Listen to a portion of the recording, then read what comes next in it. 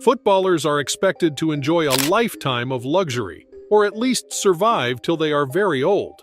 But what if I told you that it isn't always the case, and that some footballers actually go broke? It seems unrealistic, right? But this happens more often than you think.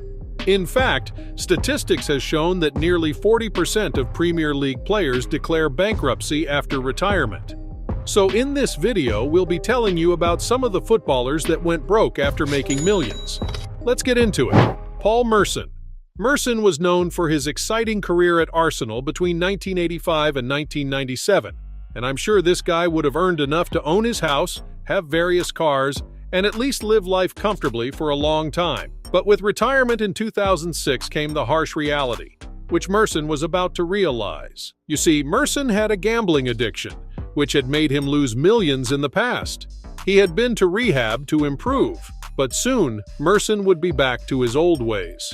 In 2019, Merson spoke about his addiction to gambling and alcohol and how it had affected his life so badly. According to him, the urge to bet was relentless, and this would cost him his house deposit. Merson would go from owning a house to living in a rented apartment, but things seem to be looking good for him today, with a punditry role on Sky Sports that should at least keep him going. Asamoah Gyan.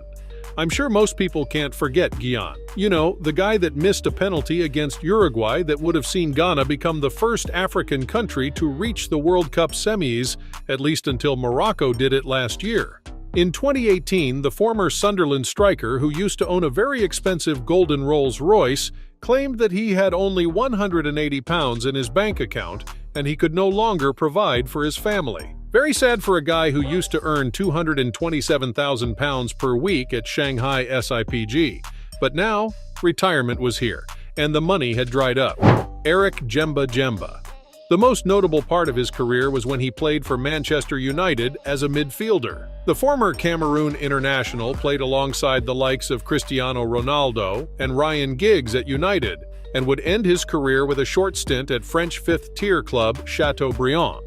Surely you'd expect someone that played for a top club like Manchester United and some other mid-European teams to at least have enough to live a good life. But just 4 years after leaving Aston Villa, he was declared bankrupt. He would go on to join the Indian Super League and later play in the French 5th Division just to get by. Keith Gillespie. Another former Manchester United player, Keith Gillespie had a largely successful career playing as a winger for Manchester United and later Newcastle United. He led Newcastle to the Champions League and was a mainstay in the Northern Ireland national team. However, in 2010, and at the age of 35, he declared bankruptcy. Apparently, Keith was another victim of gambling. He had lost up to £7 million on gambling in the years when his career was winding down. Thinking of it, why did he gamble in the first place? He probably realized that with his career coming to an end, he had to secure some extra cash for retirement, so he turned to good old gambling and, well, it didn't turn out so well. Celestine Babayaro. Babayaro spent most of his career as a left-back for Chelsea.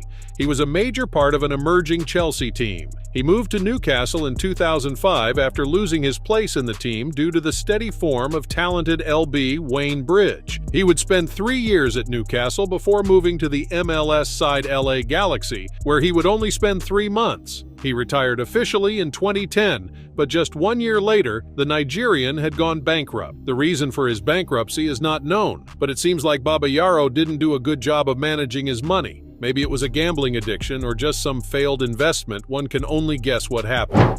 Ronaldinho.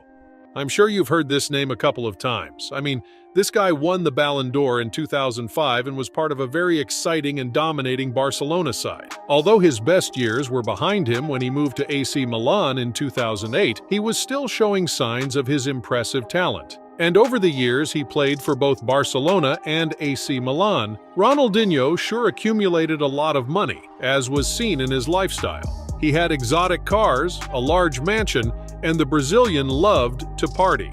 Ultimately, it was his partying lifestyle that led to him going broke. In 2018, it was reported that Ronaldinho was broke, despite still having debts in excess of £1.7 million. Ronaldinho was fined for illegal construction in his native Brazil, and despite remortgaging his property, he was barely able to pay off the debts, and that led to a court ordering the seizure of his passport. In 2020, Ronaldinho got in trouble again with the law. This time, he was arrested in Paraguay for entering the country with forged documents. This just further compounded Ronaldinho's already known financial issues. Today, the former Ballon d'Or winner is still struggling with debt. Diego Maradona. No disrespect to this football legend, but we all know Maradona was a man of controversies, probably the king of it in the football world. From scoring goals with his hand to doping bans and even fighting on the pitch, Maradona was always surrounded by drama all the time. His financial issues were also dramatic. Maradona was found to be in possession of 37 million euros in unpaid taxes, fines, charges, and interest from his time playing for Napoli, according to an Italian government report from 2009. He attributed the tax debt to a Napoli director who had neglected to notify him quickly and had left Italy. Additionally, Maradona pleaded with the lawmakers to reinstate the title of honor for all people like him who had the same issue. It is unclear if Maradona actually knew about the tax he was owing or if he didn't. Maradona stated he had no plans to travel to Italy until and unless such a bill is passed by the parliament. Before then, he had already deposited $42,000, 2 Rolex watches, and a pair of his earrings in an attempt to clear the debt. David James. James spent his career playing as a goalkeeper for top teams like Liverpool, Manchester City, Aston Villa, West Ham, and Portsmouth, making 800 professional appearances for the clubs. He also had 53 caps for the England national team. In his career, he won the FA Cup and League Cup. However, after his retirement in 2014, James himself declared bankruptcy. Despite earning more than £20 million throughout his 25-year career, he was now broke. James's problems actually began after his divorce in 2005 that led to multiple debts, and as time went, the debts kept on increasing. James began selling his signed shirts to at least try to offset some of the debts. James's England jersey from the Three Lions 1-0 World Cup victory over Argentina in 2002 sold for £672, while the goalkeeper's jersey from Liverpool FC's 1995-96 campaign brought more than 160, and a Portsmouth #1 shirt James wore in 2008 sold for £480. Another item that sold for roughly more than £100 was a packaged and unused antique Raleigh chopper bike. Lee Hendrie. Lee Hendrie was one promising England teenager in the late 1990s. Hendrie earned £30,000 weekly while playing for Aston Villa at the height of his career.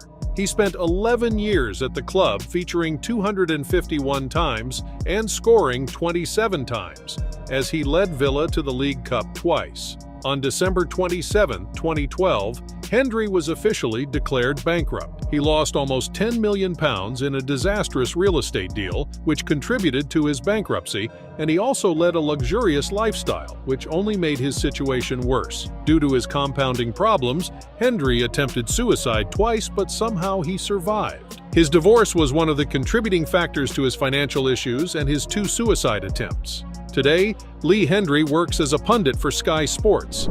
As glamorous as being a footballer can seem to some people, it's a very short period, and when retirement comes, the money dries up in most cases. So, which of these footballers do you think could have had a different story? Do you think I left anyone out of this list? Let me know in the comment section below.